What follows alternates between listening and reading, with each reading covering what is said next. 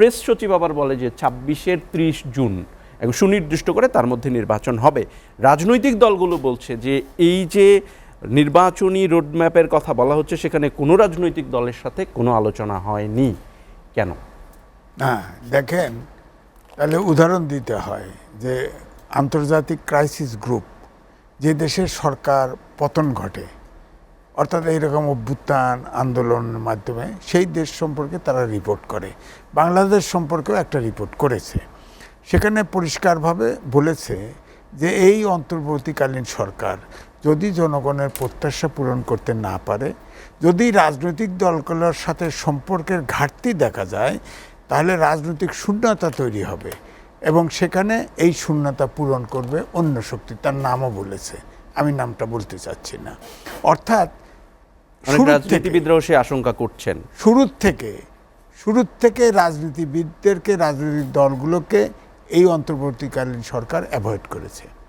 মাঝখানে যখন রাজনৈতিক দলের নেতারা চিৎকার করার বক্তৃতায় বলা শুরু করলো, তারা আমাদের জিজ্ঞেস করে না, কথা বলে না, ইত্যাদি ইত্যাদি, সবাই তো আন্দোলন করছে, তাই না?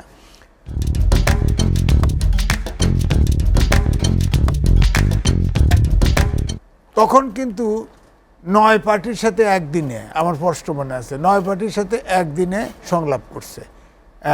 লাইন ধরে যে ট্রাক থেকে রিলিফের মাল নেয় না, ওইরকম রাজনৈতিক দলরা একজন গেছে একজন আইছে। আমার আপনার ভাষায় বলে, আমার কাম আমি করব, তো খালি হুনা এলবো, এরকমই একটা কাম করছে পালাক্রমে। একজন গেছে আরেকজন আইছে। 30 মিনিট 35 মিনিট পরেন তো দেখি।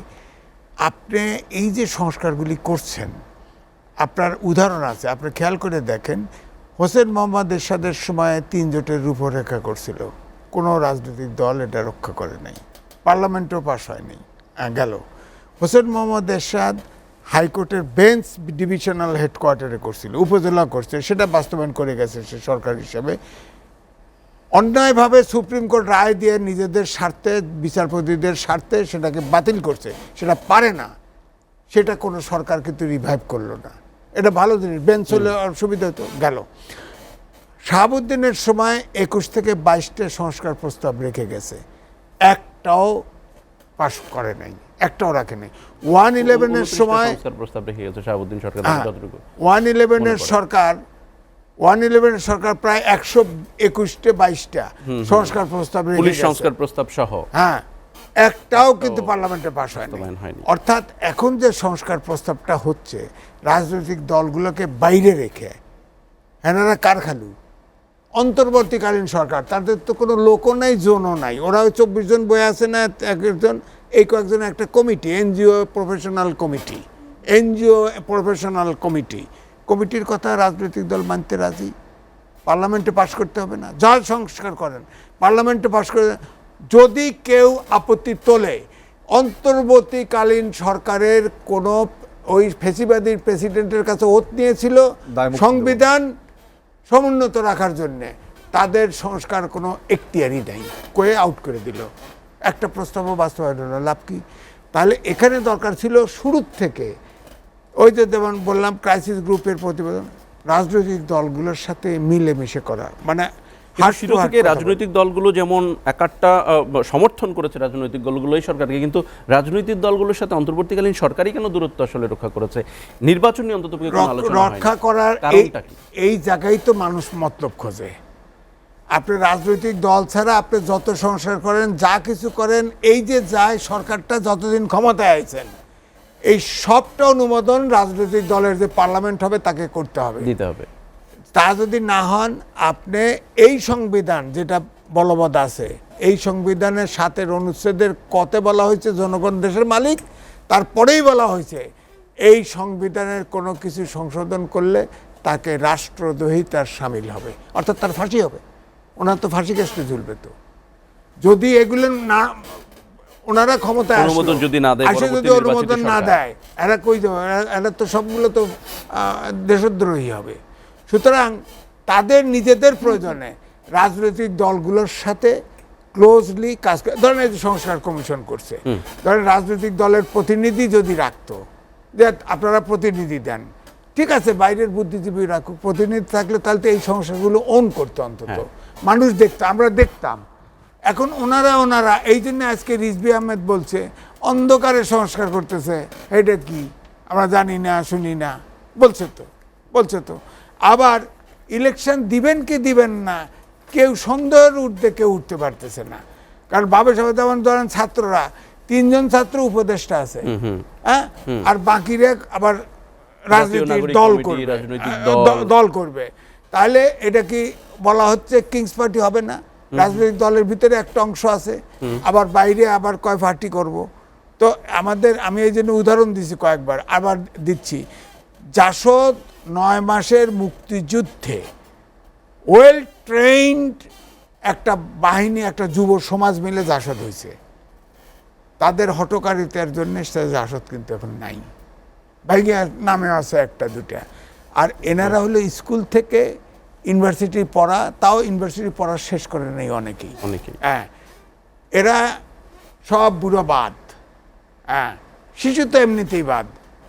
বলেন রাজনীতি এক শ্রেণীর লোক দিয়ে হয়, ছাত্র অবশ্যই প্রবীণ নবীন মিলে হবে রাজনীতি। হ্যাঁ, বলা হয় বিএনপি তো সরকারের থেকে হয়েছে, সুতরাং ওইটাও আপনার পার্টি কি কিংস পার্টি।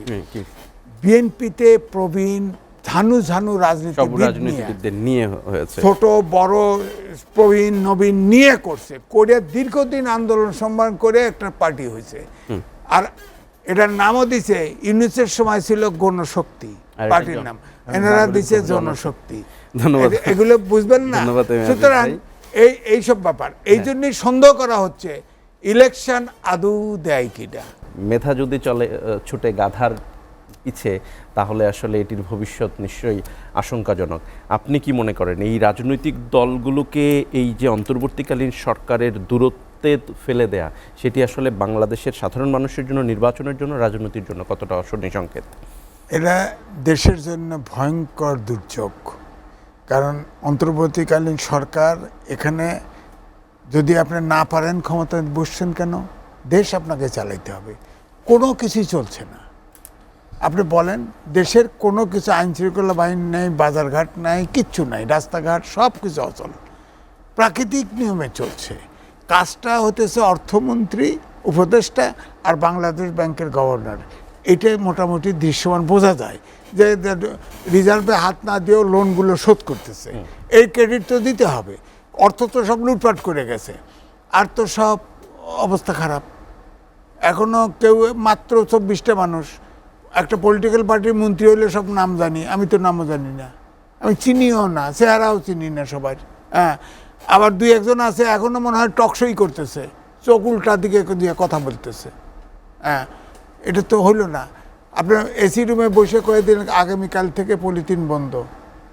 আরে শাহজাহান সিরাজ কবরে গেছে, পলিথিন বন্ধ করে ফেলছিল, শুধু প্রোডাকশন সাইট বন্ধ করলে হয়তো, পাগলের মতো ছুটছে। এত সহজ বিকল্প দিবেন না আপনি? এখন তার পপুলারিটি এখনকার পলিথিন আপা। কারণ এখন শপিং মলে গেলে কিছু কিনলে ওইটার আবার একটা বক্স দেয়, ওটার আবার পয়সা নেই, তো খেপে যায়, মানুষ খেপে যায়। তো এই জন্য আমি বলছি যে সরকারে গেছে, সরকার চালাতে হবে। আমি তো দেখতেছি কোনোটা ঠিক মতো চলছে না, চালাতে পারছে না। হ্যাঁ, তাহলে এই যে 2025-এর শেষ পর্যন্ত আমরা আসলে কি আশা করব? আমরা আশা করব এইটাই, যে এবারের আন্দোলনে ছাত্র থেকে, স্কুলের ছাত্র থেকে ইউনিভার্সিটির ছাত্র ছিল, এদের এখন ধ্যান জ্ঞান পড়ার দিকে নাই। দেশ রক্ষা, দেশ চালানো, এই জেনারেশন গ্যাপ আপনার খেয়াল করে দেখেন। আপনার স্কুল থেকে মাস্টার্স পর্যন্ত যদি বলেন, কমপক্ষে 6 বছরের জেনারেশন গ্যাপ হয়ে গেল। এটা পূরণ করবেন কি দিয়া? চতুর্থ শিল্প বিপ্লবের যুগে আসতেছে, দেশটা চালাবে কে? এই জেনারেশন তো আপনি দেখেন 53 বছরে আপনার মনোজগতে পরিবর্তন হয়েছে না? সংস্কার তো, এটা তো সমাজতান্ত্রিক বিপ্লব হয় নাই যে আপনি 1 মাসে কালার সাংস্কৃতিক বিপ্লব করে মনোজগৎ চেঞ্জ করে নেবেন। আপনার মনোজগতে আগে তো চোরকে ঘৃণা করতাম, ঘুষখোরকে ঘৃণা করতাম, এখন তো টাকা আরো মর্যাদা বেশি। ধন্যবাদ। সুতরাং মানুষের মনোজগৎ সংস্কার করতে হবে, তার জন্য ওই রকম মানবিক দেশ গড়ার মতো একটা সরকার ক্ষমতায় আসতে হবে।